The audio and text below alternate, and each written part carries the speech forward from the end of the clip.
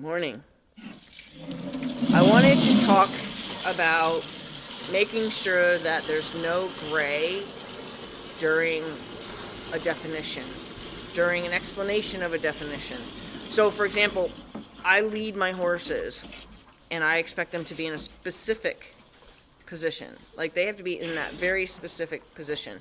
They cannot be ahead of me, they cannot be behind me, they need to be in a specific position. And in order to really define that, to give them 100% clear, black and white definition of that, I have to make sure that when I teach it, I don't offer any gray.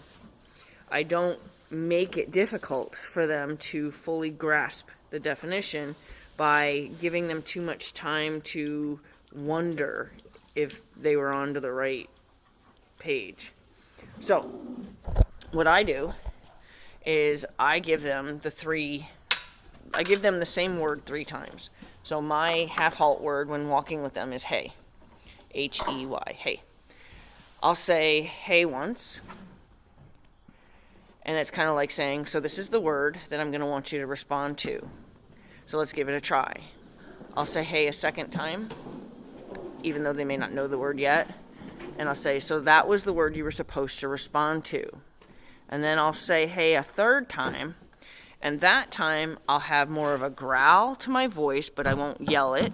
It won't change really other than the growl. And there will be an absolute, uncomfortable physical support. Oh, come on. I don't need your hay in your water buckets. Come on.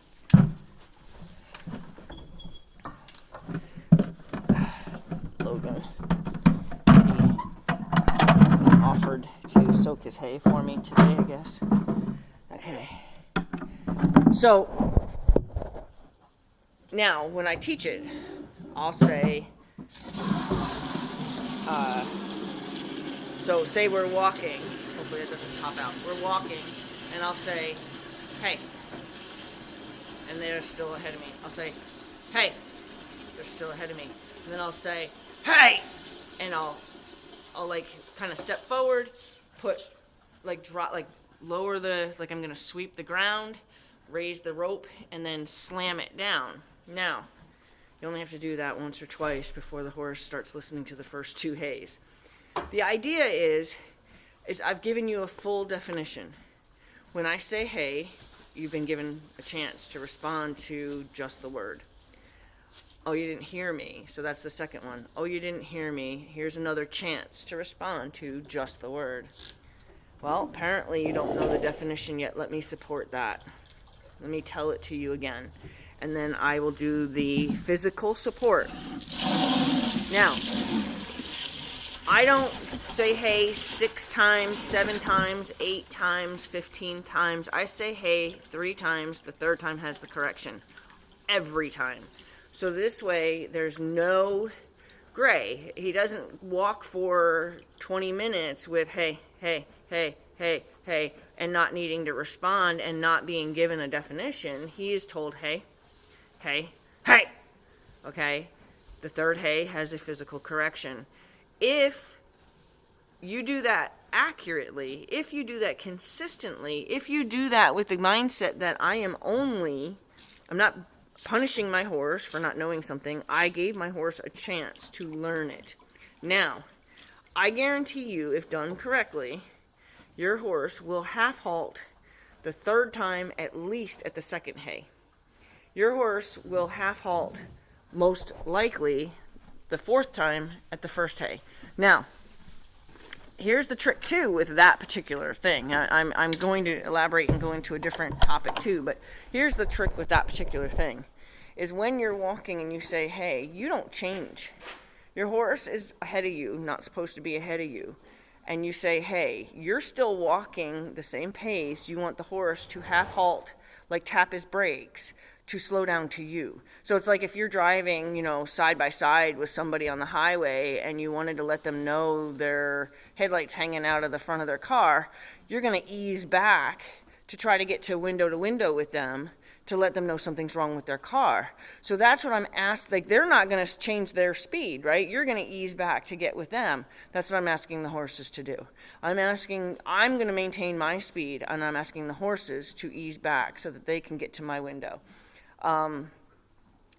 That is the, and as long as, so the couple things, you have to always do the 3. The third one always has the physical definition or the physical support.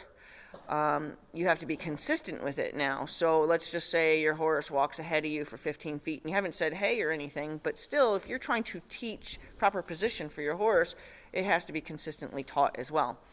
So consistency is absolutely the key. The key to teaching them the half halt portion of being with you, the easing back to be window to window with you, has to be where you don't change your speed. Otherwise, they will not understand the purpose of the half halt. They'll just half halt and then move forward, half halt and move forward. They won't, they'll just kind of, like Teddy misunderstood it for a little while, where he thought he was supposed to, like almost do a lateral flexion in your direction, but he didn't slow down. He just turned his whole head to you and then stayed walking, where he was, instead of his shoulder being at my side, his girth was at my side. So that's very important. Like your job in that teaching portion of that has to be consistent, and it has to make sense, and you have to make sure that you don't deviate from any of the important parts. And don't allow so much time for gray. Too much time for gray makes it impossible for them to learn. So here's another example. Let me drag this hose. I love my hair today. Isn't that just awesome? A little bedhead going on, but I'm not here. These guys don't care. They're like, Mom, we have bedhead too. So they don't really care. Heard my foxes this morning. That was pretty cool. My neighbor, he has he bought 10 acres that this farm used to own, and he's made it into what he calls a butterfly farm. And he had a litter of fox that I think they would be considered a litter, right?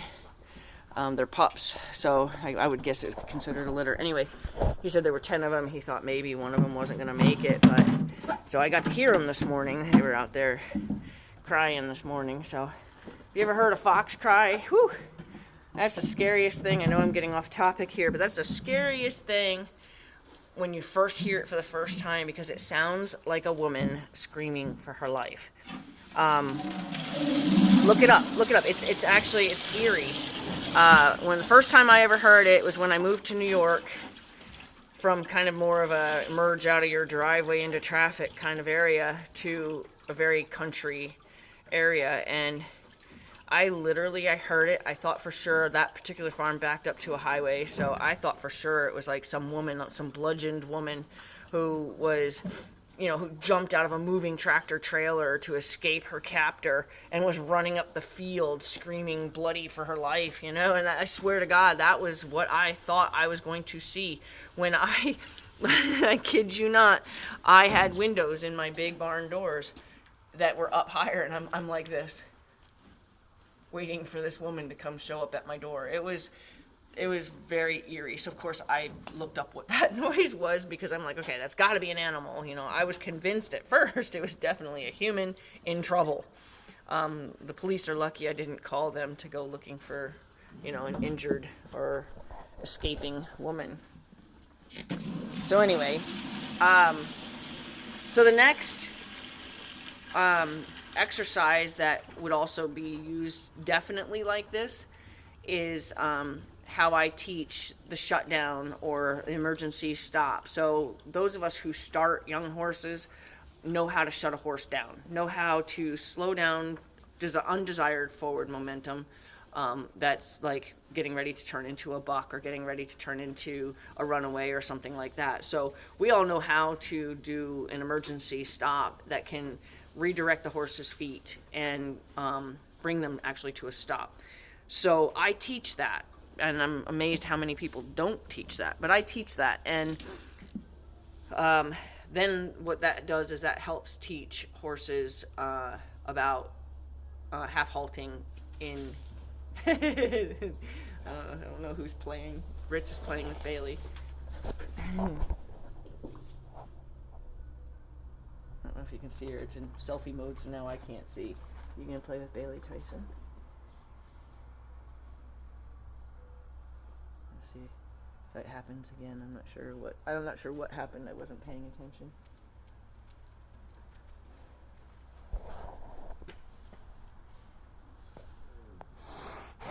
I know. I don't know what's happening down there.